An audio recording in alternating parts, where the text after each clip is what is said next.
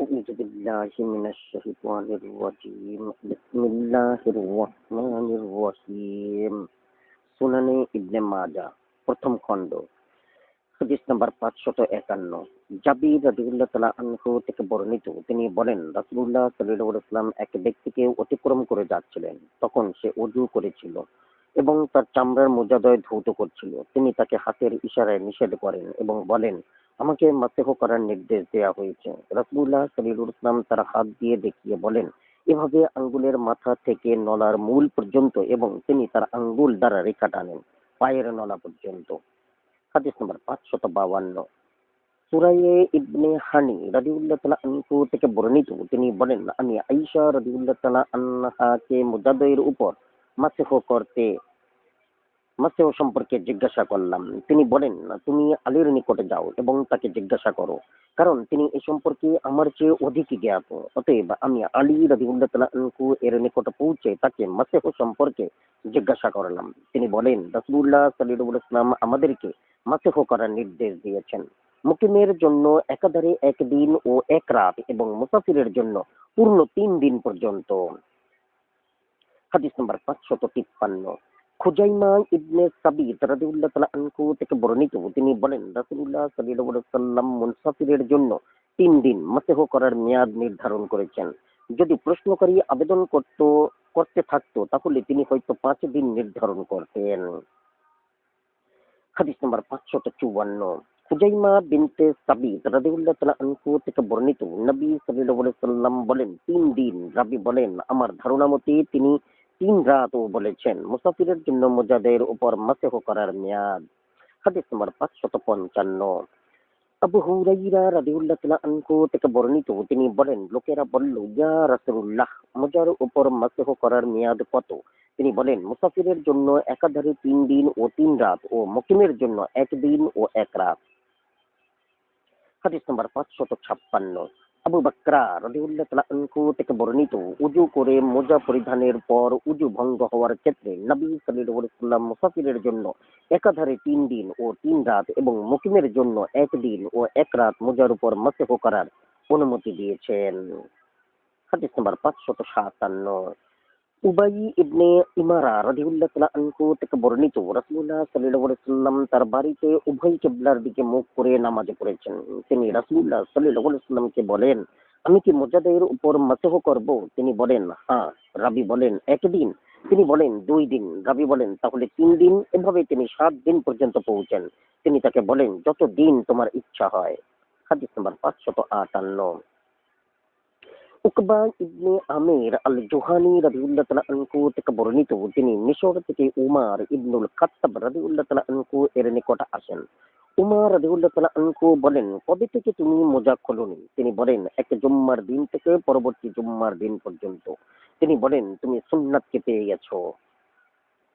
হাদিস নম্বর 559 মুগিরা ইবনে শোবা রাদিয়াল্লাহু তাআলা আনহু থেকে বর্ণিত রাসূলুল্লাহ সাল্লাল্লাহু আলাইহি ওয়াসাল্লাম ওযু করেন এবং সুতি মুজাদ্দয় ও জুতা জোড়ার উপর মাসহ করেন। হাদিস নম্বর 560 আবু মুসা আল আশআরি রাদিয়াল্লাহু তাআলা আনহু থেকে বর্ণিত রাসূলুল্লাহ সাল্লাল্লাহু আলাইহি ওয়াসাল্লাম ওযু করেন এবং সুতি মুজাদ্দয় ও জুতা জোড়ার উপর মাসহ করেন।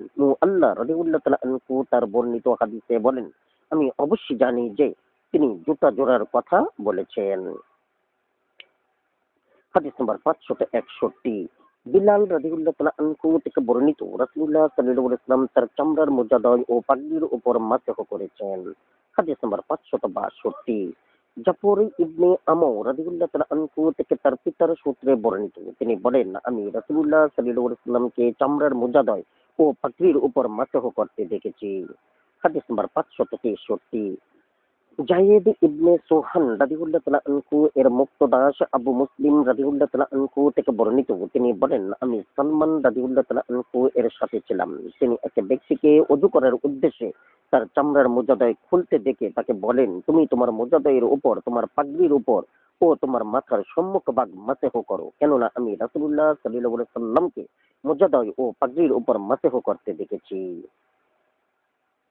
হাদিস নম্বর 564 আনাস ইবনে মালিক রাদিয়াল্লাহু তাআলা আনহু থেকে বর্ণিত, তিনি বলেন, আমি রাসূলুল্লাহ সাল্লাল্লাহু আলাইহি ওয়াসাল্লামকে কিত্রি পাগড়ি পরিহিত অবস্থায় ওযু করতে দেখেছি।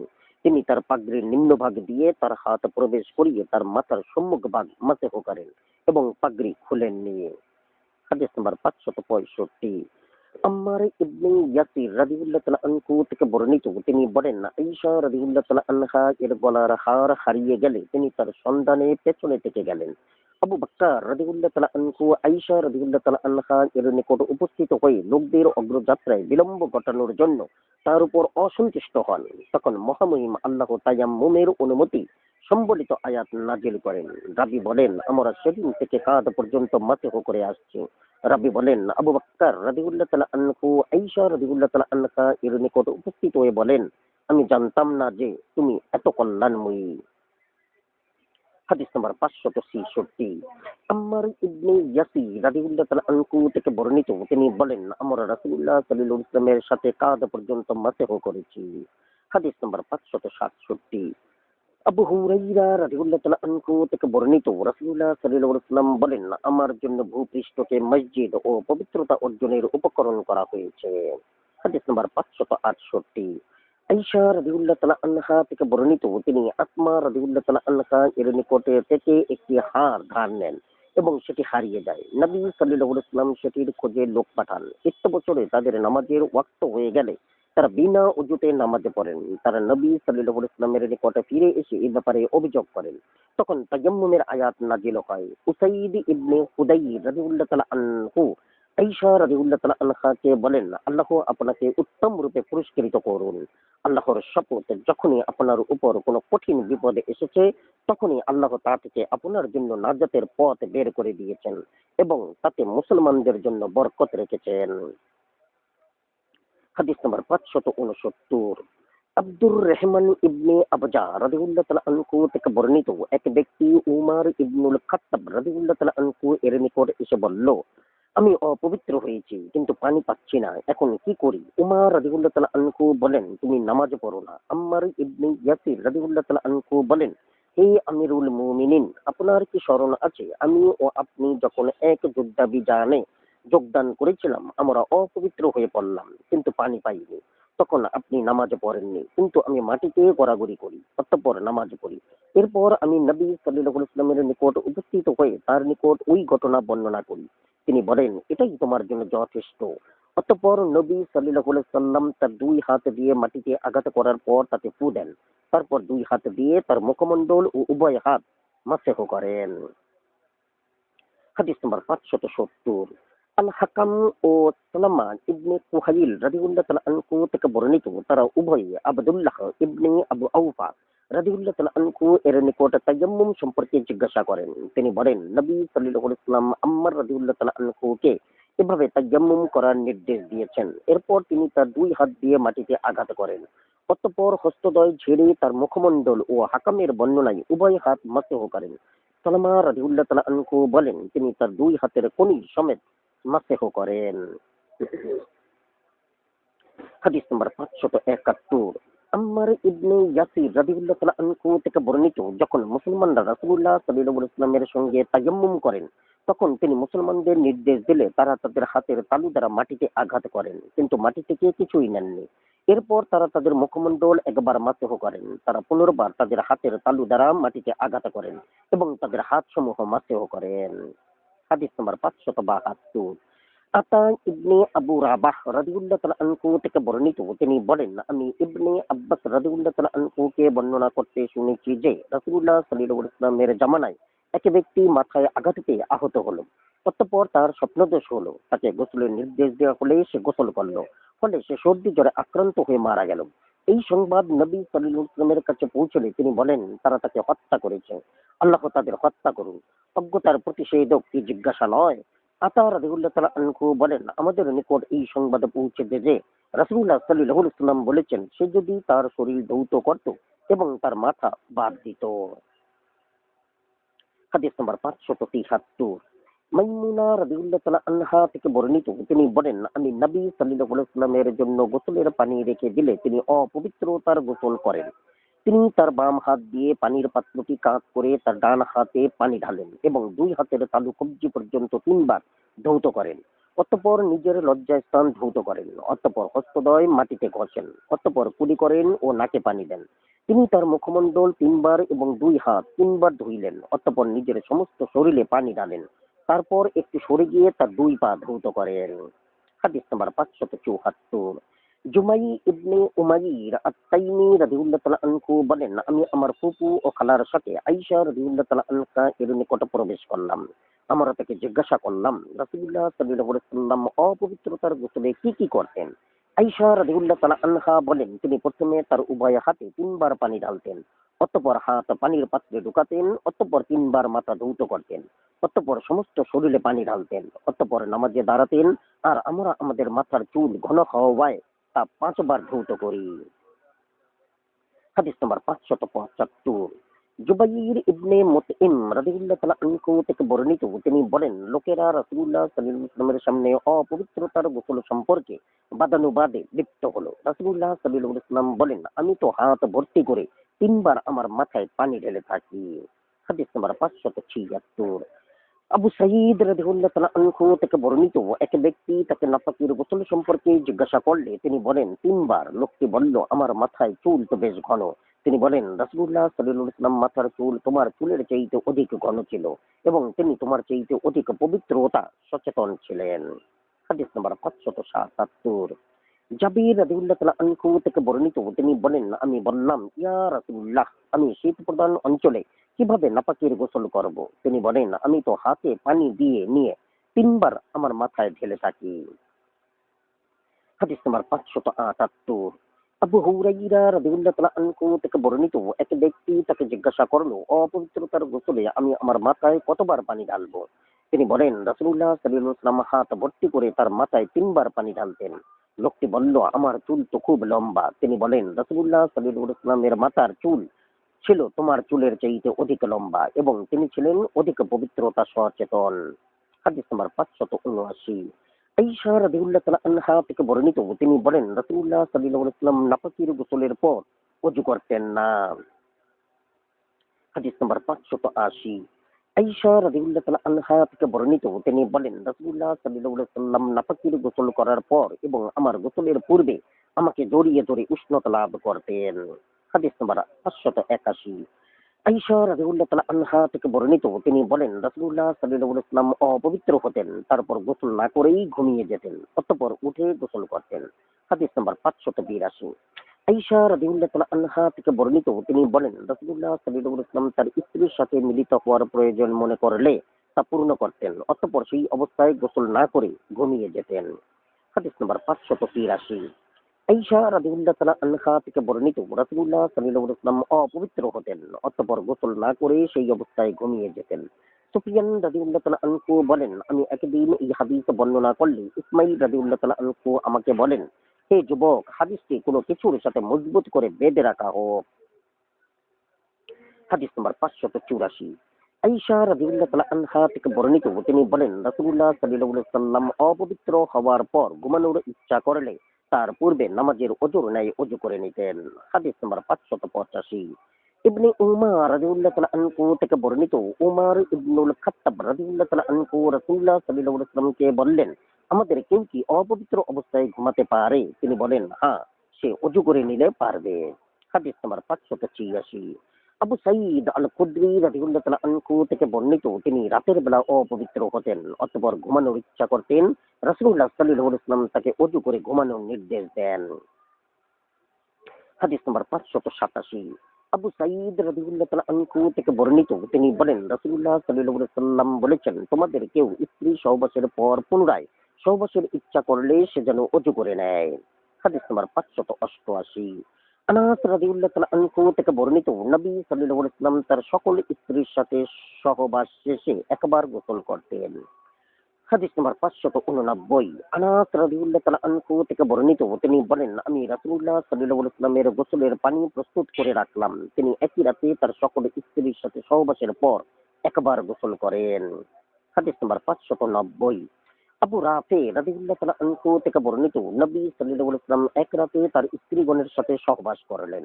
তিনি তাদের প্রত্যেকের সাথে সহবাসের পর পর গোসল করেন। তাকে বলা হলো, ইয়া রাসূলুল্লাহ, আপনি কেন একবার গোসল করলেন না? তিনি বলেন, সেটি অধিকতর বিশুদ্ধ, পবিত্র ও পরিচ্ছন্ন।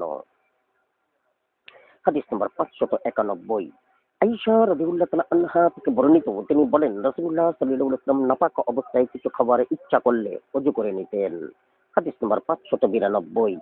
জাবির ইবনে আব্দুল্লাহ রাদিয়াল্লাহু তাআলা আনহু থেকে বর্ণিত, তিনি বলেন, নবী সাল্লাল্লাহু আলাইহি ওয়াসাল্লামকে অপবিত্র ব্যক্তি সম্পর্কে জিজ্ঞাসা করা হলো যে সে কি ঘুমাতে বা পানাহার করতে পারে? তিনি বলেন, হ্যাঁ, যদি সে তার নামাজের ওযু নেয়, ওযু করে নেয়। হাদিস নম্বর 593। আয়েশা রাদিয়াল্লাহু তাআলা আনহা থেকে বর্ণিত, নবী সাল্লাল্লাহু আলাইহি ওয়াসাল্লাম নাপাক অবস্থায় খাদ্য গ্রহণের ইচ্ছা করলে তার দুই হাত ধুয়ে নিতেন। হাদিস নম্বর 594। আব্দুল্লাহ ইবনে সালামা রাদিয়াল্লাহু তাআলা আনহু থেকে বর্ণিত, তিনি বলেন, আমি আলী ইবনে আবু তালিব রাদিয়াল্লাহু তাআলা আনহু এর নিকটে গেলাম। তিনি বলেন, রাসূলুল্লাহ সাল্লাল্লাহু আলাইহি ওয়াসাল্লাম পায়খানায় গিয়ে তার প্রাকৃতিক প্রয়োজন সেরে বের হয়ে এসে আমাদের সাথে রুটি ও গোশত খেতেন, কুরআন তেলাওয়াত করতেন এবং তাকে কোনো জিনিস এ থেকে বিরত রাখত না। রাবী কখনো কখনো বলতেন, গোসলের প্রয়োজন হয়, এরূপ নাপাক অবস্থা ব্যতীত কোনো জিনিস তাকে কুরআন তেলাওয়াত থেকে বিরত রাখত না। হাদিস নম্বর 595। ইবনে উমার রাদিয়াল্লাহু তাআলা আনহু থেকে বর্ণিত, তিনি বলেন, রাসূলুল্লাহ সাল্লাল্লাহু আলাইহি ওয়াসাল্লাম বলেছেন, নাপাক ব্যক্তি ও ঋতুবতী স্ত্রীলোক কুরআন তেলাওয়াত করবে না। হাদিস নম্বর 596। ইবনে উমার রাদিয়াল্লাহু তাআলা আনহু থেকে বর্ণিত, তিনি বলেন, রাসূলুল্লাহ সাল্লাল্লাহু আলাইহি ওয়াসাল্লাম বলেছেন, নাপাক ব্যক্তি ও ঋতুবতী স্ত্রীলোক কুরআনের কিছুই তেলাওয়াত করবে না। হাদিস নম্বর 597। আবু হুরাইরা রাদিয়াল্লাহু তাআলা আনহু থেকে বর্ণিত, তিনি বলেন, রাসূলুল্লাহ সাল্লাল্লাহু আলাইহি ওয়াসাল্লাম বলেছেন, নিশ্চয়ই প্রতিটি লোমকূপে নাপাকি আছে। অতএব তোমরা লোমকূপ উত্তম রূপে ধৌত করো এবং দেহের চামড়া পরিষ্কার করো। হাদিস নম্বর 598। আবু আইয়ুব আল আনসারী রাদিয়াল্লাহু তাআলা আনহু থেকে বর্ণিত, নবী সাল্লাল্লাহু আলাইহি ওয়াসাল্লাম বলেন, 5 ওয়াক্তের নামাজ, এক জুম্মা থেকে পরবর্তী জুম্মা এবং আমানত ফেরত দেয়া এদের মধ্যবর্তী সময়ের গুনাহের কাফফারা স্বরূপ।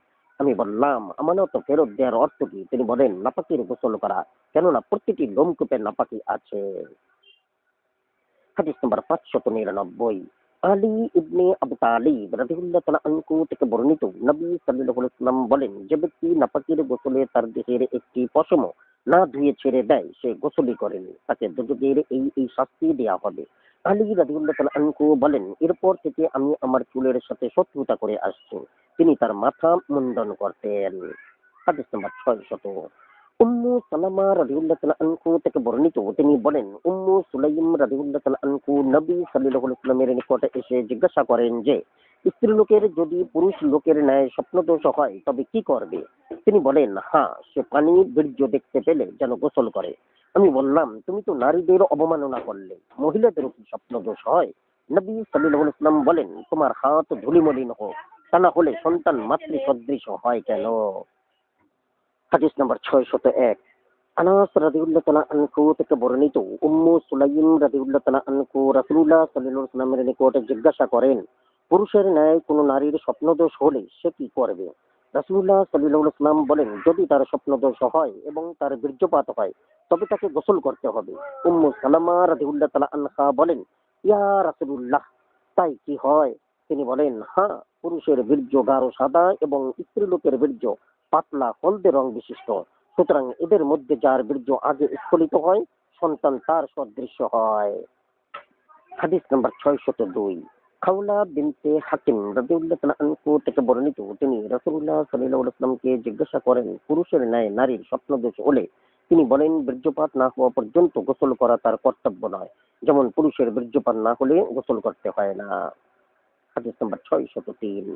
উম্মু সালামা রাদিয়াল্লাহু তাআলা আনহু থেকে বর্ণিত, তিনি বলেন, আমি বললাম, ইয়া রাসূলুল্লাহ, আমি আমার চুলের খোপা খুব শক্ত করে বেঁধে থাকি, আমি নাপাকির গোসল করতে কি তা খুলে নিব? তিনি বলেন, তোমার হাতে করে 3 বার মাথায় পানি ঢাললেই তা তোমার জন্য যথেষ্ট হবে। অতঃপর তুমি তোমার সমস্ত দেহে পানি ঢেলে দিবে এবং তাতেই তুমি পবিত্র হয়ে যাবে। অথবা তিনি বলেছেন, এরূপ করলেই তুমি পবিত্র হয়ে গেলে। হাদিস নাম্বার 604। উবাইদ ইবনে উমাইর রাদিয়াল্লাহু তাআলা আনহু থেকে বর্ণিত, তিনি বলেন, আয়েশা রাদিয়াল্লাহু তাআলা আনহা জানতে পারলেন যে আব্দুল্লাহ ইবনে আমর রাদিউল্লাহ তাআলা আনহু তার স্ত্রীদের নাপাকির গোসলের সময় তাদের মাথার চুলের খোপা খুলে ফেলার নির্দেশ দিয়ে থাকেন। তিনি বলেন, আমরের পুত্রের এই কাজে আশ্চর্য বোধ করছি। সে তার স্ত্রীগণকে তাদের মাথা কামিয়ে ফেলার নির্দেশ দেয় না। কেন? অবশ্যই আমি ও রাসূলুল্লাহ আল্লাহর রাসূল সাল্লাল্লাহু আলাইহি সাল্লাম একই পাত্রের পানি দিয়ে একত্রে গোসল করেছি। আমি আমার হাতে ৩ বার পানি নিয়ে আমার মাথায় ঢেলেছি, এর বেশি নয়। হাদিস নাম্বার ৬০৫। আবু হুরাইরা রাদিয়াল্লাহু তাআলা আনহু বলেন, রাসূলুল্লাহ সাল্লাল্লাহু আলাইহি ওয়াসাল্লাম বলেছেন, তোমাদের কেউ যেন বদ্ধ পানিতে নাপাকির গোসল না করে। তিনি বলেন, তাহলে সে কিভাবে গোসল করবে? আবু হুরাইরা তিনি বলেন, কোন পাত্রে পানি তুলে নিয়ে গোসল করবে। হাদিস নাম্বার ৬০৬। আবু সাঈদ আল খুদরি রাদিয়াল্লাহু তাআলা আনহু থেকে বর্ণিত, রাসূলুল্লাহ সাল্লাল্লাহু আলাইহি ওয়াসাল্লাম এক আনসারীর নিকট দিয়ে গেলেন এবং তাকে ডেকে পাঠালেন। সে বেরিয়ে এলো এবং তখন তার মাথা থেকে পানি ঝরছিল। তিনি বলেন, সম্ভবত আমরা তোমাকে তাড়াহুড়োর মধ্যে ফেলেছি। সে বলল, হ্যাঁ ইয়া রাসূলুল্লাহ।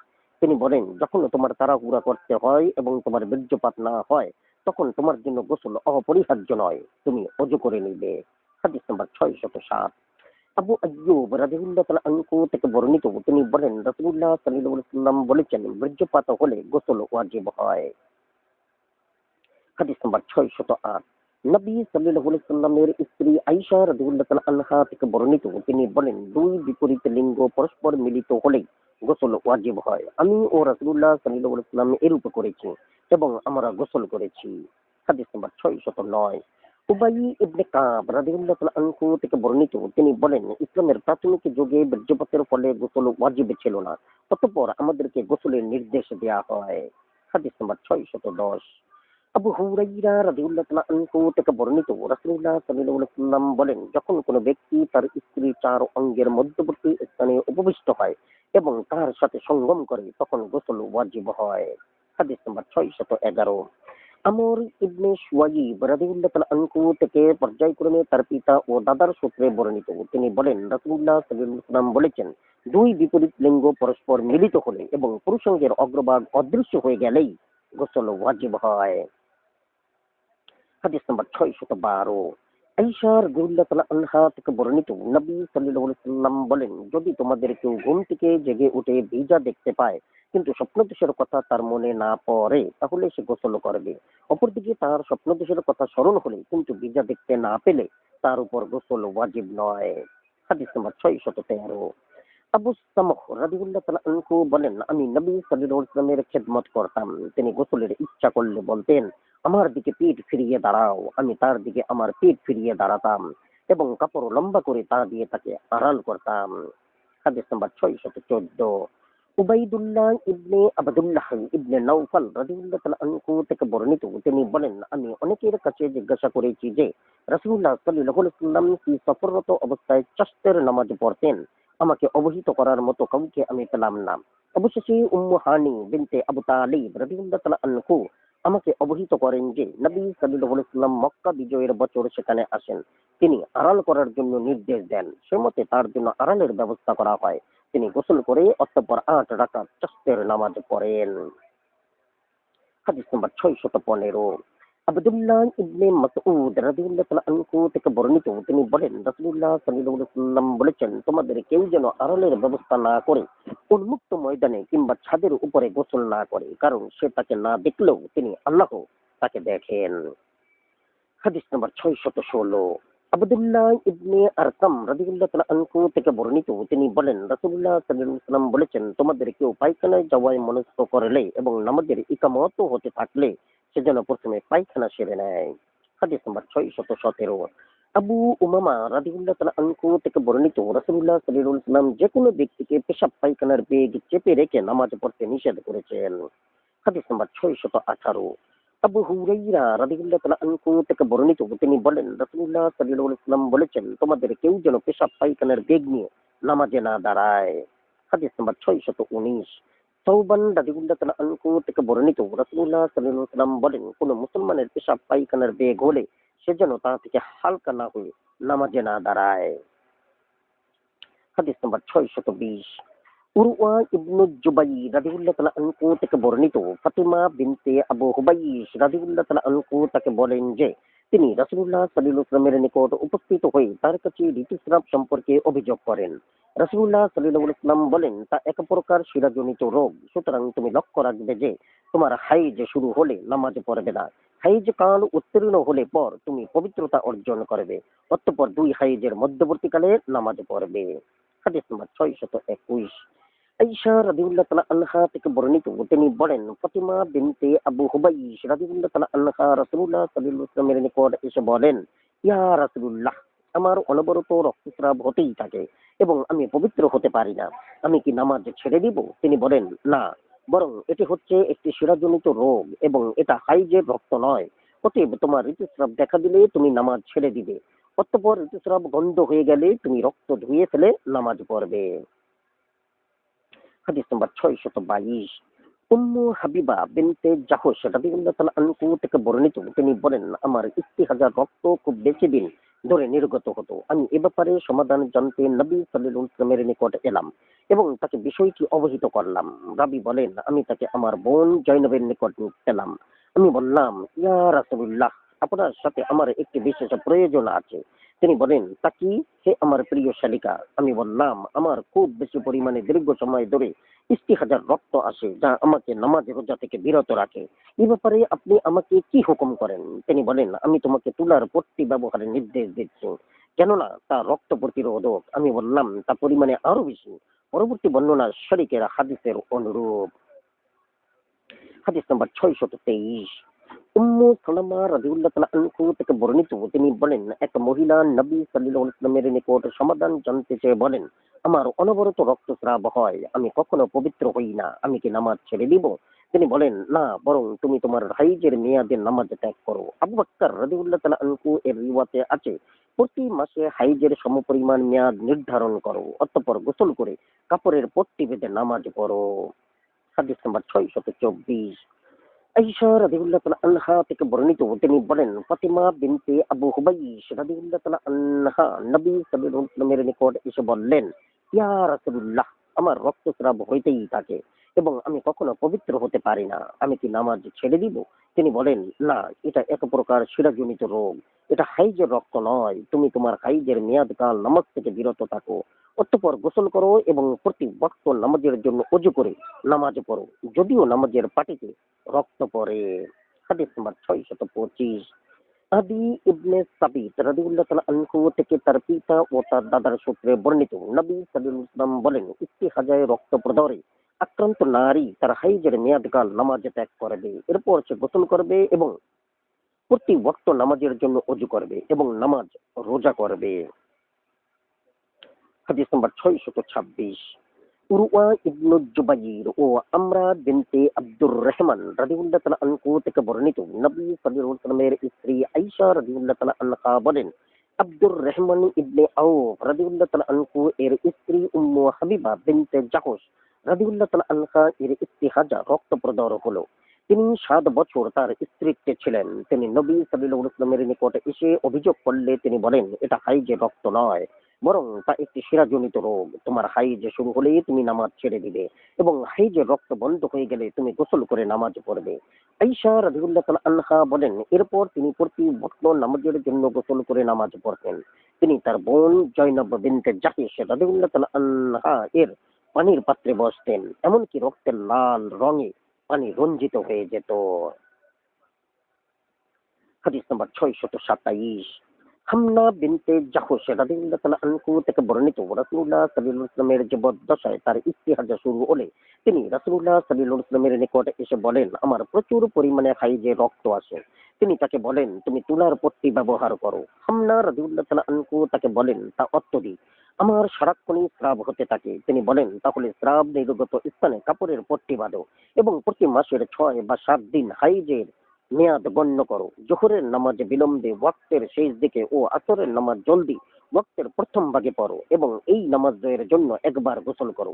অনুরূপভাবে মাগরিবের নামাজ বিলম্বে ও এশার নামাজ জলদি পড়ো এবং এই দুই নামাজের জন্য একবার গোসল করো। এই পন্থা আমার নিকট অধিকতর প্রিয়।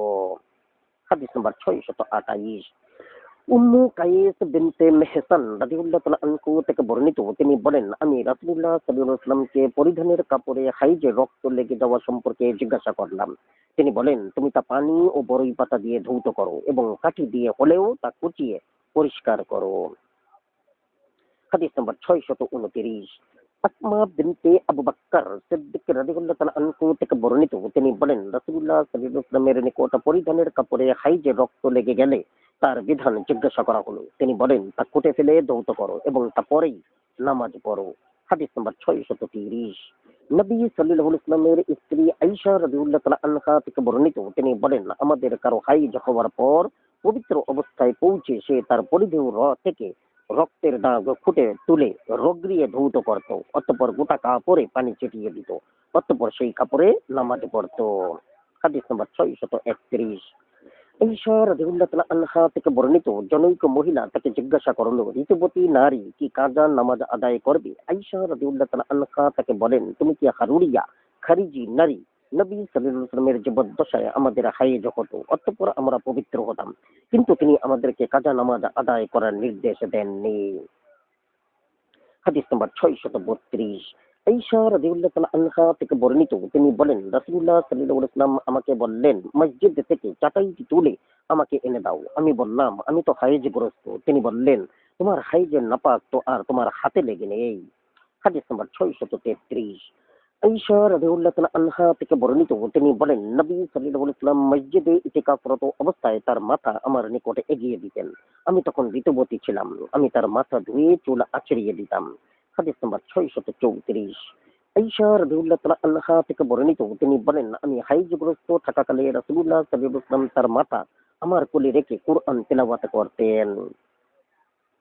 হাদিস নম্বর 635। ঈশা রাদিয়াল্লাহু তাআলা আনহা থেকে বর্ণিত, তিনি বলেন, আমাদের কারো হাইজ শুরু হলে নবী সাল্লাল্লাহু আলাইহি ওয়াসাল্লাম তাকে তার লজ্জাস্থানে শক্ত করে পাজামা বাঁধার নির্দেশ দিতেন, অতঃপর তিনি তার সাথে আলিঙ্গন করতেন। তোমাদের মধ্যে এমন কি আছে যে তার প্রবৃত্তিকে বশে রাখতে পারে, যেমন রাসূলুল্লাহ সাল্লাল্লাহু আলাইহি ওয়াসাল্লাম তার প্রবৃত্তিকে বশে রাখতে সক্ষম ছিলেন। হাদিস নম্বর 636। ঈশা রাদিয়াল্লাহু তাআলা আনহা থেকে বর্ণিত, তিনি বলেন, আমাদের কেউ হাইজগ্রস্ত হলে নবী সাল্লাল্লাহু আলাইহি ওয়াসাল্লাম তাকে তার লজ্জাস্থানে পাজামা শক্তভাবে বাঁধার নির্দেশ দিতেন, অতঃপর তাকে আলিঙ্গন করতেন। হাদিস নম্বর 637। উম্মু সালামা রাদিয়াল্লাহু তাআলা আনহা থেকে বর্ণিত, তিনি বলেন, আমি রাসূলুল্লাহ সাল্লাল্লাহু আলাইহি ওয়াসাল্লামের সাথে একত্রে তার লেপের ভিতর ছিলাম। নারীদের যে হাইজ হয় আমার তা শুরু হয়েছে বুঝতে পেরে আমি লেপের ভিতর থেকে বেরিয়ে আসলাম। রাসূলুল্লাহ সাল্লাল্লাহু আলাইহি ওয়াসাল্লাম জিজ্ঞাসা করলেন, তোমার কি হাইজ হয়েছে? আমি বললাম, নারীদের যেরূপ হাইজ হয় আমিও সেরূপ অনুভব করেছি। তিনি বলেন, এটা তো এমন জিনিস যা আল্লাহ আদম আলাইহিস সালাম এর কন্যাদের জন্য নির্ধারণ করেছেন। উম্মু সালামা রাদিয়াল্লাহু তাআলা আনহা বলেন, আমি বের হয়ে গিয়ে নিজের অবস্থা ঠিকঠাক করে ফিরে আসলাম। রাসূলুল্লাহ সাল্লাল্লাহু আলাইহি ওয়াসাল্লাম আমাকে বলেন, এসো এবং আমার সঙ্গে লেপের মধ্যে ঢোকো। তিনি বলেন, আমি তার সাথে লেপের মধ্যে ঢুকলাম। হাদিস নম্বর 638। মুয়াবিয়া ইবনে আবু সুফিয়ান রাদিয়াল্লাহু তাআলা আনহু থেকে বর্ণিত, তিনি বলেন, আমি নবী সাল্লাল্লাহু আলাইহি ওয়াসাল্লামের স্ত্রী উম্মু হাবিবা রাদিয়াল্লাহু তাআলা আনহাকে জিজ্ঞাসা করলাম, তুমি ঋতুবর্তী অবস্থায় রাসূলুল্লাহ সাল্লাল্লাহু আলাইহি ওয়াসাল্লামের সাথে কিরূপ করো? তিনি বলেন, আমাদের কারো হাইজ শুরু হলে তখনই তিনি তার পাজামা দুই উরুর মাঝ বরাবর শক্ত করে বেঁধে দিয়ে নিতেন, অতঃপর রাসূলুল্লাহ সাল্লাল্লাহু আলাইহি ওয়াসাল্লামের সাথে শুয়ে পড়তেন। হাদিস নম্বর 639। আবু হুরাইরা রাদিয়াল্লাহু তাআলা আনহু থেকে বর্ণিত, তিনি বলেন, রাসূলুল্লাহ সাল্লাল্লাহু আলাইহি ওয়াসাল্লাম বলেছেন, যে ব্যক্তি ঋতুবর্তী স্ত্রীর সাথে সহবাস করলো অথবা স্ত্রীর মলদ্বারে সঙ্গম করলো অথবা গণকের নিকট গেল এবং সে যা বলল তা বিশ্বাস করলো, সে অবশ্যই মুহাম্মদ সাল্লাল্লাহু আলাইহি ওয়াসাল্লামের উপর নাজিলকৃত জিনিসের আল্লাহর কিতাবের বিরুদ্ধাচারণ করলো। হাদিস নাম্বার 640। ইবনে আব্বাস রাদিয়াল্লাহু তাআলা আনহু থেকে বর্ণিত, যে ব্যক্তি তার ঋতুবর্তী স্ত্রীর সাথে সঙ্গম করলো তার সম্পর্কে নবী সাল্লাল্লাহু আলাইহি ওয়াসাল্লাম বলেন, সে 1 দিনার অথবা অর্ধ দিনার দান খয়রাত করবে। হাদিস নম্বর 641। ঈশা রাদিয়াল্লাহু তাআলা আনহা থেকে বর্ণিত, নবী সাল্লাল্লাহু আলাইহি ওয়াসাল্লাম তাকে তার হাইজগ্রস্ত অবস্থায় বলেন, তোমার মাথার চুল খুলে গোসল করো। অতঃস্থন রাবি আলী রাদিয়াল্লাহু তাআলা আনহু এর বর্ণনায় আছে, তোমার মাথার চুল খুলে ফেলো। হাদিস নম্বর 642। আয়েশা রাদিয়াল্লাহু তাআলা আনহা থেকে বর্ণিত, আসমা রাদিয়াল্লাহু তাআলা আনহা রাসূলুল্লাহ সাল্লাল্লাহু আলাইহি ওয়াসাল্লামের নিকট হাইজের গোসল সম্পর্কে জিজ্ঞাসা করেন। তিনি বললেন, তোমাদের যে কোনো নারী বড়ই পাতাযুক্ত পানি দিয়ে যেন উত্তম রূপে পবিত্রতা অর্জন করে, যতটা উত্তম রূপে সম্ভব। অতঃপর মাথায় পানি ঢেলে তা মর্দন করবে, যেন তার চুলের গোড়ায় পানি পৌঁছে যায়। অতঃপর তার গোটা শরীরে পানি ঢেলে দিয়ে এক টুকরো সুগন্ধিযুক্ত পশমি কাপড় অথবা তুলা দ্বারা পবিত্রতা অর্জন করবে। আসমা রাদিয়াল্লাহু তাআলা আনহা বলেন, আমি তার সাহায্য কিরূপে পবিত্রতা অর্জন করব? তিনি বলেন, সুবহানাল্লাহ, তার সাহায্যেই তুমি পবিত্রতা অর্জন করবে। আয়েশা রাদিয়াল্লাহু তাআলা আনহা চুপিসারে বলেন, তুমি কি তা দিয়ে রক্তের চিহ্ন মুছে ফেলবে? আসমা রাদিয়াল্লাহু তাআলা আনহা বলেন, আমি তাকে নাপাকের গোসল সম্পর্কে জিজ্ঞাসা করলাম। তিনি বলেন, তোমাদের যে কোনো নারী তার গোসলের পানি নিয়ে যেন যতটা সম্ভব উত্তম রূপে পবিত্রতা অর্জন করে। অতঃপর তার মাথায় পানি ঢেলে তা উত্তম রূপে মর্দন করে, যাতে চুলের গোড়ায় পানি পৌঁছে যায়। অতঃপর গোটা দেহে পানি ঢালবে। আয়েশা রাদিয়াল্লাহু তাআলা আনহা বলেন, আনসার মহিলারা কতই না উত্তম, ধর্মীয় জ্ঞান অর্জন করতে লজ্জা তাদের বিরত রাখে না। হাদিস নম্বর 643। আয়েশা রাদিয়াল্লাহু তাআলা আনহা থেকে বর্ণিত, তিনি বলেন, আমি ঋতুবর্তী অবস্থায় হাড় চুষতাম। অতঃপর রাসূলুল্লাহ সাল্লাল্লাহু আলাইহি ওয়াসাল্লাম সেটি নিয়ে আমার মুখ লাগানো স্থানে তার মুখ রেখে তা চুষতেন। আমি ঋতুবর্তী থাকাকালে যে পাত্রে পানি পান করতাম, রাসূলুল্লাহ সাল্লাল্লাহু আলাইহি ওয়াসাল্লাম সেটি নিয়ে আমার মুখ লাগানো স্থানে তার মুখ লাগিয়ে পান করতেন। হাদিস নম্বর 644। আনাস রাদিয়াল্লাহু তাআলা আনহু থেকে বর্ণিত, বাড়িতে ইহুদিরা ঋতুবর্তী মহিলাদের সাথে একত্রে বসত না এবং পানাহার করত না। রাবী বলেন, নবী সাল্লাল্লাহু আলাইহি ওয়াসাল্লামের নিকটে বিষয়টি উত্থাপন করা হলে আল্লাহ তাআলা এই আয়াত নাজিল করেন। অনুবাদ: লোকে আপনাকে ঋতুস্রাব সম্পর্কে জিজ্ঞাসা করে, আপনি বলুন তা অসুচি। অতএব তোমরা ঋতুস্রাবকালে স্ত্রী সঙ্গ ত্যাগ করো। সূরা বাকারা 222। তখন রাসূলুল্লাহ সাল্লাল্লাহু আলাইহি ওয়াসাল্লাম বলেন, তোমরা তাদের সাথে সঙ্গম ব্যতীত আর সবকিছুই করতে পারো। হাদিস নম্বর 645। উম্মু সালামা রাদিয়াল্লাহু তাআলা আনহা বলেন, রাসূলুল্লাহ সাল্লাল্লাহু আলাইহি ওয়াসাল্লাম এই মসজিদের বারান্দায় প্রবেশ করে উচ্চস্বরে ঘোষণা করেন যে, নাপাক ব্যক্তি ও হাইজগ্রস্ত নারীর মসজিদে প্রবেশ করা হালাল নয়। হাদিস নম্বর 646। ঈশা রাদিয়াল্লাহু তাআলা আনহা বলেন, যে নারী হাইজ থেকে পবিত্র হওয়ার পর সন্দেহজনক কিছু দেখতে পায়, তার সম্পর্কে রাসূলুল্লাহ সাল্লাল্লাহু আলাইহি ওয়াসাল্লাম বলেছেন, তা শিরাজনিত রোগ বা শিরাসমূহ থেকে নির্গত। মুহাম্মদ ইবনে ইয়াহইয়া রাদিয়াল্লাহু তাআলা আনহু বলেন, হাদিসে পবিত্র হওয়ার পর বলতে গোসল করার পর বোঝানো হয়েছে। হাদিস নম্বর 647। উম্মু আতিয়া রাদিয়াল্লাহু তাআলা আনহা থেকে বর্ণিত, তিনি বলেন, আমরা হলদে ও মেটে বর্ণের স্রাব দেখলে তাকে কিছুই মনে করতাম না। হাদিস নম্বর 647 ক। মুহাম্মদ ইবনে ইয়াহইয়া, মুহাম্মদ ইবনে আবদুল্লাহ আর-রাকাশি, ওয়াহিদ, আইয়ুব, হাফসা, উম্মু আতিয়া রাদিয়াল্লাহু তাআলা আনহা বলেন, আমরা হলদে ও মেটে বর্ণের স্রাবকে হাইজের মধ্যে গণ্য করতাম না। মুহাম্মদ ইবনে ইয়াহইয়া রাদিয়াল্লাহু তাআলা আনহু বলেন, আমাদের কাছে এটাই গ্রহণযোগ্য। হাদিস নম্বর 648। উম্মু সালামা রাদিয়াল্লাহু তাআলা আনহা থেকে বর্ণিত, তিনি বলেন, রাসূলুল্লাহ সাল্লাল্লাহু আলাইহি ওয়াসাল্লামের যুগে নিফাসগ্রস্ত নারীরা 40 দিন পর্যন্ত অপেক্ষা করত। আমরা তখন আমাদের মুখমণ্ডলে ওয়ারস ঘাস থেকে নিঃসৃত হলদে রঙের রস কলব হিসাবে ব্যবহার করতাম। হাদিস নম্বর 649। আনাস রাদিয়াল্লাহু তাআলা আনহু থেকে বর্ণিত, তিনি বলেন, রাসূলুল্লাহ সাল্লাল্লাহু আলাইহি ওয়াসাল্লাম নিফাসগ্রস্ত নারীদের নিফাস কাল 40 দিন নির্ধারণ করতেন। এই মেয়াদের আগেই কেউ পবিত্র হলে এটা স্বতন্ত্র ব্যাপার। হাদিস নম্বর 650। ইবনে আব্বাস রাদিয়াল্লাহু তাআলা আনহু থেকে বর্ণিত, তিনি বলেন, কোন ব্যক্তি তার হাইজগ্রস্ত স্ত্রীর সাথে সহবাস করলে নবী সাল্লাল্লাহু আলাইহি ওয়াসাল্লাম তাকে অর্ধ দিনার সাদাকা দান খয়রাত করার নির্দেশ দিয়েছেন। হাদিস নাম্বার 651। আব্দুল্লাহ ইবনে সাদ রাদিয়াল্লাহু তাআলা আনহু থেকে বর্ণিত, তিনি বলেন, আমি রাসূলুল্লাহ সাল্লাল্লাহু আলাইহি ওয়াসাল্লামের নিকটে ঋতুবর্তী স্ত্রীর সাথে একত্রে পানাহার করা সম্পর্কে জিজ্ঞাসা করলাম। তিনি বলেন, তুমি তার সাথে একত্রে পানাহার করতে পারো। হাদিস নাম্বার 652। ঈশা রাদিয়াল্লাহু তাআলা আনহা থেকে বর্ণিত, তিনি বলেন, রাসূলুল্লাহ সাল্লাল্লাহু আলাইহি ওয়াসাল্লাম নামাজে পড়তেন। আমি হাইজগ্রস্ত অবস্থায় তার পাশে অবস্থান করতাম। আমার গায়ে পরিহিত পশমি চাদরের কিছু অংশ তার উপর পতিত থাকত। হাদিস নম্বর 653। মাইমুনা রাদিয়াল্লাহু তাআলা আনহা থেকে বর্ণিত, রাসূলুল্লাহ সাল্লাল্লাহু আলাইহি ওয়াসাল্লাম রেশমি চাদর পরিহিত অবস্থায় নামাজ পড়লেন, যার কতকাংশ আমার দেহে এবং কতকাংশ তার দেহ ছিল। তখন আমি হাইজগ্রস্ত ছিলাম। হাদিস নম্বর 654। ঈশা রাদিয়াল্লাহু তাআলা আনহা থেকে বর্ণিত, নবী সাল্লাল্লাহু আলাইহি ওয়াসাল্লাম তার নিকটে প্রবেশ করলেন। তার মুক্তদাসী পর্দার আড়ালে চলে গেল। নবী সাল্লাল্লাহু আলাইহি ওয়াসাল্লাম জিজ্ঞাসা করলেন, তার কি হাইজ হয়েছে, বালেগ হয়েছে? ঈশা রাদিয়াল্লাহু তাআলা আনহা বলেন, হ্যাঁ। তিনি তার পাগড়ির একাংশ ছিঁড়ে তাকে দিয়ে বলেন, এটা দিয়ে তোমার মাথা ঢেকে নাও। হাদিস নম্বর 655। ঈশা রাদিয়াল্লাহু তাআলা আনহা থেকে বর্ণিত, নবী সাল্লাল্লাহু আলাইহি ওয়াসাল্লাম বলেন, আল্লাহ প্রাপ্তবয়স্ক নারীর নামাজ ওড়না পরা ব্যতীত কবুল করেন না।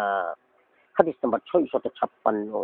মুআজা রাদিয়াল্লাহু তাআলা আনহু থেকে বর্ণিত, এক মহিলা ঈশা রাদিয়াল্লাহু তাআলা আনহাকে জিজ্ঞাসা করলো, ঋতুবতী নারী কি খেজাব লাগাতে পারে? তিনি বলেন, আমরা নবী সাল্লাল্লাহু আলাইহি ওয়াসাল্লামের নিকট অবস্থানকালে খেজাব লাগাতাম। তিনি আমাদের তা থেকে বিরত থাকতে বলেননি। হাদিস নম্বর 657। আলী ইবনে আবু তালিব রাদিয়াল্লাহু তাআলা আনহু থেকে বর্ণিত, তিনি বলেন, আমার বাহুর একটি হাড় ভেঙে গেল। আমি নবী সাল্লাল্লাহু আলাইহি ওয়াসাল্লামকে জিজ্ঞাসা করলে তিনি আমাকে পট্টির উপর মাসহ করতে নির্দেশ দেন। হাদিস নম্বর 657 ক। আবুল হাসান ইবনে সালামা আদ-দাবারি আব্দুর রাজ্জাক রাদিয়াল্লাহু তাআলা আনহু থেকে পূর্বোক্ত হাদিসের অনুরূপ বর্ণিত হয়েছে। হাদিস নম্বর 658। আবু হুরাইরা রাদিয়াল্লাহু তাআলা আনহু থেকে বর্ণিত, তিনি বলেন, আমি নবী সাল্লাল্লাহু আলাইহি ওয়াসাল্লামকে হুসাইন ইবনে আলী রাদিয়াল্লাহু তাআলা আনহুকে তার কাঁধে বহন করতে দেখেছি এবং তার মুখের লালা নবী সাল্লাল্লাহু আলাইহি ওয়াসাল্লামের শরীরে গড়িয়ে পড়ছিল। হাদিস নম্বর 659। আব্দুল জব্বার ইবনে ওয়াইল রাদিয়াল্লাহু তাআলা আনহু থেকে তার পিতার সূত্রে বর্ণিত, তিনি বলেন, আমি দেখলাম যে নবী সাল্লাল্লাহু আলাইহি ওয়াসাল্লামের সামনে এক বালতি পানি আনা হলো। তিনি তা থেকে কুলি করলেন এবং তাতে কস্তুরী সম বা কস্তুরীর চেয়েও সুঘ্রাণযুক্ত তার মুখের লালা নিক্ষেপ করলেন এবং নাকের ময়লা বালতির বাইরে ঝেড়ে ফেললেন। হাদিস নম্বর 660। মাহমুদ ইবনুর রবি রাদিয়াল্লাহু তাআলা আনহু থেকে বর্ণিত, তিনি কূপ থেকে পানি তোলা বালতিটি তুলে রেখে দিলেন, যার মধ্যে রাসূলুল্লাহ সাল্লাল্লাহু আলাইহি ওয়াসাল্লাম তার মুখের লালা নিক্ষেপ করছিলেন। হাদিস নম্বর 661। আবু সাঈদ আল খুদরি রাদিয়াল্লাহু তাআলা আনহু থেকে বর্ণিত, রাসূলুল্লাহ সাল্লাল্লাহু আলাইহি ওয়াসাল্লাম বলেন, কোন নারী যেন অপর নারীর লজ্জাস্থানের দিকে না তাকায়, একইভাবে কোন পুরুষ যেন অপর পুরুষের লজ্জাস্থানের দিকে না তাকায়। হাদিস নম্বর 662। ঈশা রাদিয়াল্লাহু তাআলা আনহা থেকে বর্ণিত, তিনি বলেন, আমি কখনো রাসূলুল্লাহ সাল্লাল্লাহু আলাইহি ওয়াসাল্লামের লজ্জাস্থানের দিকে তাকাইনি বা দেখিনি। হাদিস নম্বর 663। ইবনে আব্বাস রাদিয়াল্লাহু তাআলা আনহু থেকে বর্ণিত, নবী সাল্লাল্লাহু আলাইহি ওয়াসাল্লাম নাপাকির গোসল করতেন। তারপর দেখতে পেলেন যে তার শরীরের সামান্য অংশে পানি পৌঁছায়নি। তিনি এক আজলা পানি আনিয়ে তার সেই স্থানে প্রবাহিত করলেন। ইসহাক রাদিয়াল্লাহু তাআলা আনহু এর বর্ণনায় আছে, তিনি তার পশম ভেজালেন। হাদিস নম্বর 664। আলী রাদিয়াল্লাহু তাআলা আনহু থেকে বর্ণিত, তিনি বলেন, এক ব্যক্তি নবী সাল্লাল্লাহু আলাইহি ওয়াসাল্লামের নিকট এসে বলল, আমি নাপাকির গোসল করে ফজরের নামাজ পড়লাম। তারপর সকাল হলে আমি দেখতে পেলাম যে নখ পরিমাণ স্থানে পানি পৌঁছায়নি। রাসূলুল্লাহ সাল্লাল্লাহু আলাইহি ওয়াসাল্লাম বলেন, তুমি স্থানটুকু তোমার হাত দিয়ে মাসহ করলেই তোমার জন্য তা যথেষ্ট হতো। হাদিস নম্বর 665। আনাস রাদিয়াল্লাহু তাআলা আনহু থেকে বর্ণিত, এক ব্যক্তি ওযু করে নবী সাল্লাল্লাহু আলাইহি ওয়াসাল্লামের নিকট আসলো। সে নখ পরিমাণ স্থান ছেড়ে দিয়েছিল, সেখানে পানি পৌঁছেনি। নবী সাল্লাল্লাহু আলাইহি ওয়াসাল্লাম তাকে বলেন, তুমি ফিরে গিয়ে উত্তম রূপে ওযু করো। হাদিস নম্বর 666। উমর ইবনুল খাত্তাব রাদিয়াল্লাহু তাআলা আনহু থেকে বর্ণিত, তিনি বলেন, রাসূলুল্লাহ সাল্লাল্লাহু আলাইহি ওয়াসাল্লাম এক ব্যক্তিকে ওযু করার সময় তার পায়ের নখ পরিমাণ স্থান আধৌত বা শুকনা ছেড়ে দিতে দেখলেন। তিনি তাকে পুনর্বার ওযু করে নামাজ পড়ার নির্দেশ দেন। রাবী বলেন, সে ফিরে গেল এবং ওযু করে নামাজ পড়ল। সুবহানাল্লাহ, আলহামদুলিল্লাহ। অধ্যায় 2, নামাজ। হাদিস নম্বর 667। বুরাইদা রাদিয়াল্লাহু তাআলা আনহু থেকে বর্ণিত, তিনি বলেন, এক ব্যক্তি নবী সাল্লাল্লাহু আলাইহি ওয়াসাল্লামের নিকটে এসে তাকে নামাজের ওয়াক্ত সম্পর্কে জিজ্ঞাসা করে। তিনি বলেন, তুমি আমাদের সাথে এই 2 দিন নামাজে পড়ো। সূর্য ঢলে পড়লে তিনি বিলাল রাদিয়াল্লাহু তাআলা আনহুকে আযান দেওয়ার নির্দেশ দিলে তিনি আযান দেন। এরপর তিনি তাকে ইকামত দেওয়ার নির্দেশ দেন এবং জোহরের নামাজ পড়েন। এরপর তিনি তাকে আসরের নামাজের আযান দেওয়ার নির্দেশ দেন এবং আসরের নামাজ পড়েন এবং সূর্য তখন অনেক উপরে সাদা পরিচ্ছন্ন ও উজ্জ্বল ছিল। এরপর সূর্য অস্ত গেলে তিনি তাকে মাগরিবের আযান দেওয়ার নির্দেশ দেন এবং মাগরিবের নামাজ পড়েন। অতঃপর পশ্চিম আকাশের সাদা আভাস শাফাক অদৃশ্য হওয়ার পর তাকে ইশার নামাজের আযান দেওয়ার নির্দেশ দেন এবং ইশার নামাজ পড়েন। অতঃপর ফজরের ওয়াক্ত হলে তিনি তাকে আযান দেওয়ার নির্দেশ দেন এবং ফজরের নামাজ পড়েন। দ্বিতীয় দিন তিনি বিলাল রাদিয়াল্লাহু তাআলা আনহুকে আজানের নির্দেশ দিলে তিনি জোহরের আজান দেন এবং নবী সাল্লাল্লাহু আলাইহি ওয়াসাল্লাম বিলম্বে জোহরের নামাজ পড়েন। অতঃপর তিনি আসরের নামাজ পড়েন। যখন সূর্য উপরে ছিল ঠিকই, কিন্তু প্রথম দিনের তুলনায় একটু বেশি ঢলে পড়েছিল। অতঃপর তিনি পশ্চিম আকাশের শুভ্র আভা অদৃশ্য হওয়ার আগে মাগরিবের নামাজ পড়েন। রাতের এক তৃতীয়াংশ অতিক্রান্ত হওয়ার পর তিনি এশার নামাজ পড়েন। পূর্বাকাশ পরিষ্কার হওয়ার পর তিনি ফজরের নামাজ পড়েন। অতঃপর বলেন, নামাজের ওয়াক্ত সম্পর্কে জিজ্ঞাসাকারী কোথায়? লোকটি বলল, এই যে আমি। ইয়া রাসূলুল্লাহ, তিনি বলেন, তোমরা যেভাবে দেখতে পেলে তোমাদের নামাজের ওয়াক্ত সমূহ তার মাঝখানে অবস্থিত। হাদিস নাম্বার 668। ইবনে শিহাব রাদিয়াল্লাহু তাআলা আনহু থেকে বর্ণিত, তিনি উমর ইবনে আব্দুল আজিজ রাদিয়াল্লাহু তাআলা আনহু এর গদিতে বসা ছিলেন যখন তিনি মদিনার গভর্নর ছিলেন। উরওয়া ইবনে জুবাইর রাদিয়াল্লাহু তাআলা আনহু ও তার সাথে ছিলেন। উমর ইবনে আব্দুল আজিজ রাদিয়াল্লাহু তাআলা আনহু আসরের নামাজ পড়তে কিছুটা বিলম্ব করলেন। উরওয়া রাদিয়াল্লাহু তাআলা আনহু তাকে বলেন, জিবরাইল আলাইহিস সালাম অবতরণ করে রাসূলুল্লাহ সাল্লাল্লাহু আলাইহি ওয়াসাল্লামের ইমাম হিসেবে নামাজ আদায় করেন। উমর রাদিয়াল্লাহু তাআলা আনহু তাকে বলেন, হে উরওয়া, আপনি কি বলছেন তা ভেবে দেখুন। তিনি বলেন, আমি বাশির ইবনে আবু মাসউদ রাদিয়াল্লাহু তাআলা আনহুকে বলতে শুনেছি, আমি মাসউদ রাদিয়াল্লাহু তাআলা আনহুকে বলতে শুনেছি, আমি রাসূলুল্লাহ সাল্লাল্লাহু আলাইহি ওয়াসাল্লামকে বলতে শুনেছি। জিবরাইল আলাইহিস সালাম নাজিল হয়ে আমার ইমামতি করলেন। এরপর আমি তার সাথে নামাজ পড়লাম। অতঃপর আমি তার সাথে নামাজ পড়লাম। অতঃপর আমি তার সাথে নামাজ পড়লাম। অতঃপর আমি তার সাথে নামাজ পড়লাম। এভাবে তিনি তার আঙ্গুল দিয়ে 5 ওয়াক্ত নামাজ গণনা করেন। হাদিস নাম্বার 669। আয়েশা রাদিয়াল্লাহু তাআলা আনহা থেকে বর্ণিত, তিনি বলেন, আমরা মুমিন মহিলারা নবী সাল্লাল্লাহু আলাইহি ওয়াসাল্লামের সাথে ফজরের নামাজ পড়তাম। অতঃপর তারা তাদের ঘরে ফিরে যেতেন এবং আবছা অন্ধকার থাকার দরুন তাদেরকে কেউ চিনতে পারত না। হাদিস নাম্বার 670। আবু হুরাইরা রাদিয়াল্লাহু তাআলা আনহু থেকে বর্ণিত, রাসূলুল্লাহ সাল্লাল্লাহু আলাইহি ওয়াসাল্লাম তিলাওয়াত করেন, অনুবাদ এবং ফজরের নামাজ কায়েম করবে, কেননা ফজরের নামাজ বিশেষভাবে উপস্থিতির সময় 17:78। নবী সাল্লাল্লাহু আলাইহি ওয়াসাল্লাম আয়াতের ব্যাখ্যায় বলেন, দিন ও রাতের ফেরেশতারা উপস্থিত হন। হাদিস নাম্বার 671। মুগীস ইবনে সুমাই রাদিয়াল্লাহু তাআলা আনহু বলেন, আমি আব্দুল্লাহ ইবনে জুবাইর রাদিয়াল্লাহু তাআলা আনহু এর সাথে আবসা অন্ধকারে ফজরের নামাজ পড়লাম। তিনি সালাম ফিরানোর পর আমি ইবনে উমর রাদিয়াল্লাহু তাআলা আনহু এর সামনে উপস্থিত হয়ে বললাম, এটা কোন ধরনের নামাজ? তিনি বলেন, এটা সেই নামাজ যা আমরা রাসূলুল্লাহ সাল্লাল্লাহু আলাইহি ওয়াসাল্লাম, আবু বকর ও উমর রাদিয়াল্লাহু তাআলা আনহু এর সাথে পড়তাম। উমর রাদিয়াল্লাহু তাআলা আনহুকে আহত করার পর থেকে উসমান রাদিয়াল্লাহু তাআলা আনহু অন্ধকার দূরীভূত হলে নামাজে পড়ার ব্যবস্থা করেন। হাদিস নাম্বার 672। রাতে ইবনে খাদিজ রাদিয়াল্লাহু তাআলা আনহু থেকে বর্ণিত, নবী সাল্লাল্লাহু আলাইহি ওয়াসাল্লাম বলেন, তোমরা পূর্বাকাশ পরিষ্কার হলে ফজরের নামাজ পড়বে, কেননা তাতে রয়েছে অধিক পুরস্কার, অথবা বলেছেন তাতে তোমাদের জন্য রয়েছে অনেক বেশি সওয়াব। হাদিস নাম্বার 673। জাবির ইবনে সামুরা রাদিয়াল্লাহু তাআলা আনহু থেকে বর্ণিত, নবী সাল্লাল্লাহু আলাইহি ওয়াসাল্লাম পশ্চিম আকাশে সূর্য ঢলে পড়ার পর জোহরের নামাজ পড়তেন। হাদিস নাম্বার 674। আবু বারজা আল আসলামী রাদিয়াল্লাহু তাআলা আনহু থেকে বর্ণিত, তিনি বলেন, সূর্য পশ্চিম আকাশে ঢলে পড়ার পর নবী সাল্লাল্লাহু আলাইহি ওয়াসাল্লাম জোহরের নামাজ পড়তেন। হাদিস নাম্বার 675। খাব্বাব রাদিয়াল্লাহু তাআলা আনহু থেকে বর্ণিত, তিনি বলেন, আমরা রাসূলুল্লাহ সাল্লাল্লাহু আলাইহি ওয়াসাল্লামের নিকট প্রচন্ড গরমের অভিযোগ করলাম, কিন্তু তিনি আমাদের অভিযোগ গ্রহণ করেননি। হাদিস নাম্বার 675 এর ক। আবুল হাসান আল কাত্তান আবু হাতেম আল আনসারি আউন রাদিয়াল্লাহু তাআলা আনহু থেকে উপরোক্ত হাদিসের অনুরূপ বর্ণিত হয়েছে।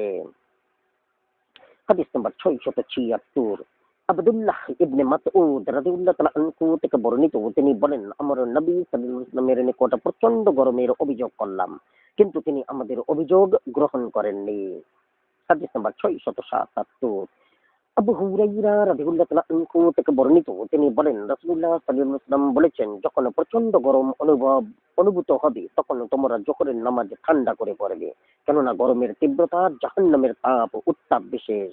হাদিস নাম্বার 678। আবু হুরাইরা রাদিয়াল্লাহু তাআলা আনহু থেকে বর্ণিত, রাসূলুল্লাহ সাল্লাল্লাহু আলাইহি ওয়াসাল্লাম বলেন, গরমের তীব্রতা বেড়ে গেলে তোমরা জোহরের নামাজ ঠান্ডা করে গরম কমলে পড়ো, কেননা গরমের তীব্রতা জাহান্নামের উত্তাপ বিশেষ। হাদিস নাম্বার 679। আবু সাঈদ আল খুদরি রাদিয়াল্লাহু তাআলা আনহু থেকে বর্ণিত, তিনি বলেন রাসূলুল্লাহ সাল্লাল্লাহু আলাইহি ওয়াসাল্লাম বলেছেন, তোমরা জোহরের নামাজ ঠান্ডা করে পড়ো, কেননা গরমের তীব্রতা জাহান্নামের নিঃশ্বাস থেকে। হাদিস নাম্বার 680।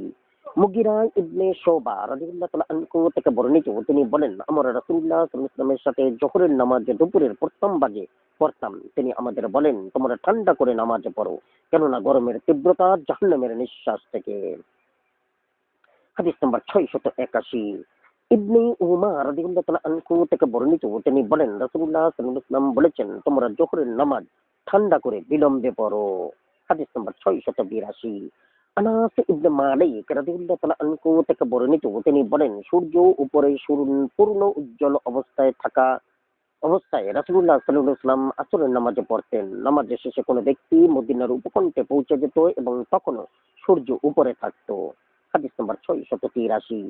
আয়েশা রাদিয়াল্লাহু তাআলা আনহা থেকে বর্ণিত, তিনি বলেন আমার ঘরে সূর্যের আলো বিচ্ছুরিত থাকা অবস্থায় নবী সাল্লাল্লাহু আলাইহি ওয়াসাল্লাম আসরের নামাজ পড়েন, তারপর ছায়া বিস্তৃত হতো না। হাদিস নাম্বার 684। আলী ইবনে আবু তালিব রাদিয়াল্লাহু তাআলা আনহু থেকে বর্ণিত, রাসূলুল্লাহ সাল্লাল্লাহু আলাইহি ওয়াসাল্লাম খন্দক যুদ্ধের দিন বলেন, আল্লাহ তাদের ঘরসমূহ ও কবরসমূহ আগুন দিয়ে ভরে দিন, যেমন তারা তোমাদেরকে মধ্যবর্তী নামাজ থেকে বিরত রেখেছে। হাদিস নাম্বার 685। ইবনে উমার রাদিয়াল্লাহু তাআলা আনহু থেকে বর্ণিত, রাসূলুল্লাহ সাল্লাল্লাহু আলাইহি ওয়াসাল্লাম বলেন, যার আসরের নামাজ ছুটে গেল তার পরিবার পরিজন ও ধন সম্পদ যেন ধ্বংস হয়ে গেল। হাদিস নাম্বার 686। আব্দুল্লাহ রাদিয়াল্লাহু তাআলা আনহু থেকে বর্ণিত, তিনি বলেন মুশরিকরা নবী সাল্লাল্লাহু আলাইহি ওয়াসাল্লামকে আসরের নামাজ থেকে বিরত রাখলো, এমনকি সূর্য ডুবে গেল। তখন তিনি বলেন, যারা আমাদেরকে মধ্যবর্তী নামাজ থেকে বিরত রাখলো, আল্লাহ তাদের ঘর বাড়িগুলো ও কবরসমূহ আগুন দিয়ে ভরে দিন। হাদিস নাম্বার 687। রাফি ইবনে খাদিজ রাদিয়াল্লাহু তাআলা আনহু বলেন, আমরা রাসূলুল্লাহ সাল্লাল্লাহু আলাইহি ওয়াসাল্লামের জামানায় মাগরিবের নামাজ পড়তাম, অতঃপর আমাদের কেউ ফিরে গিয়ে তার নিক্ষিপ্ত তীরের পতিত স্থান দেখতে পেত। হাদিস নাম্বার 687 ক।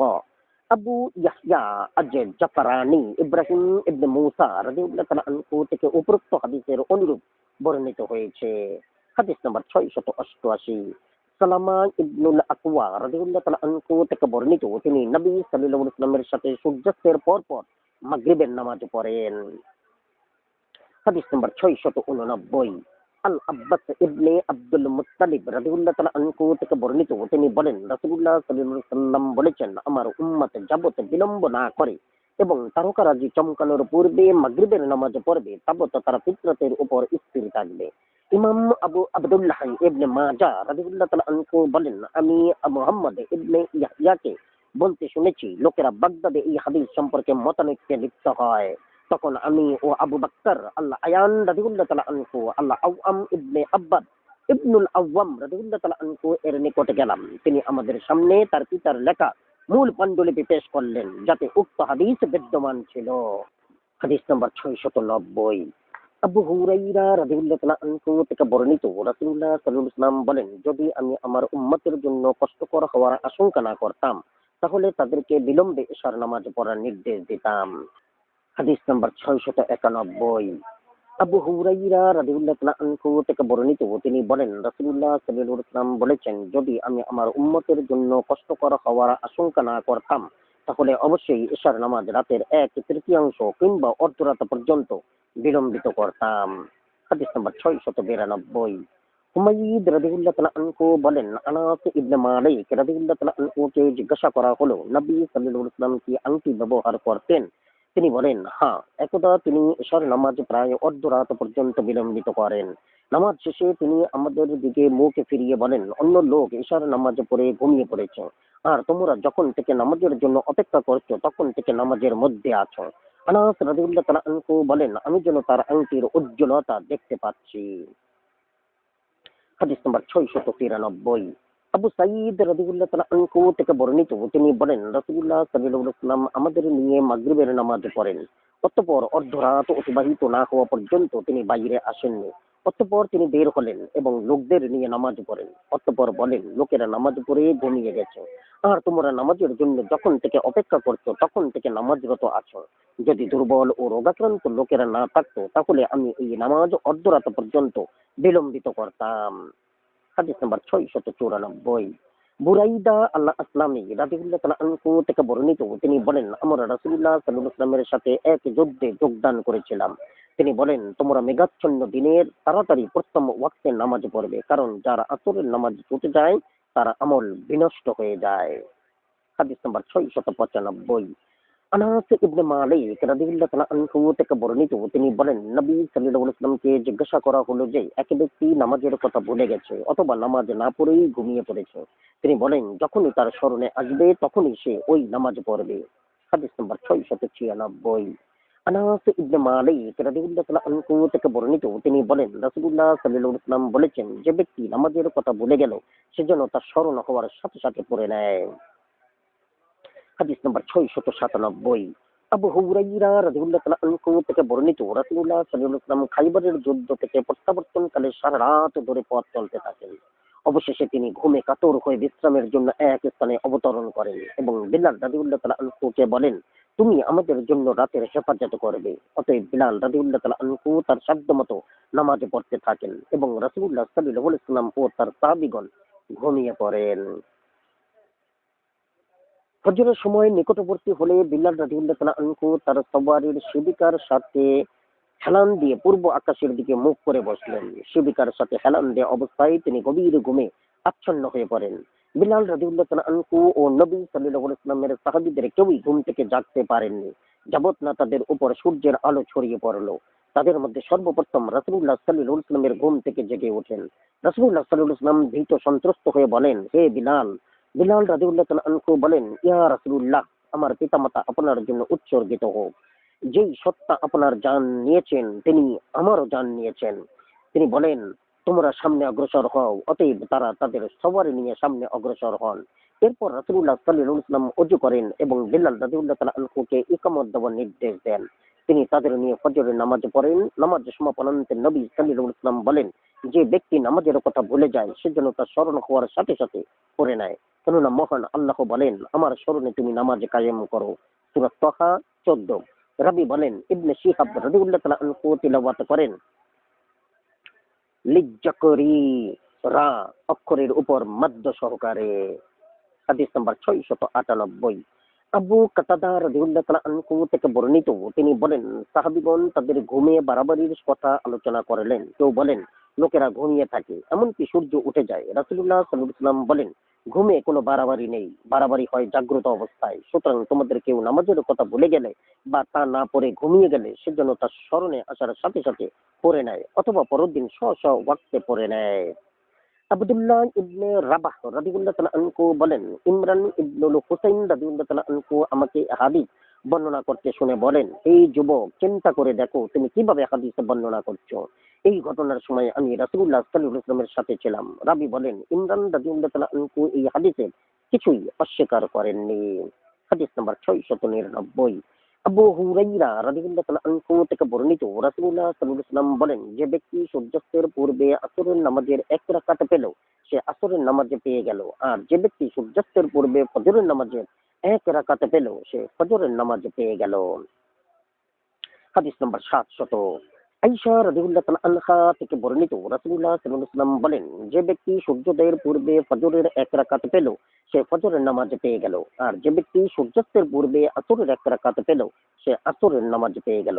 আমানতু বিল্লাহ। জাযাকুমুল্লাহু খাইরান। আসসালামু আলাইকুম।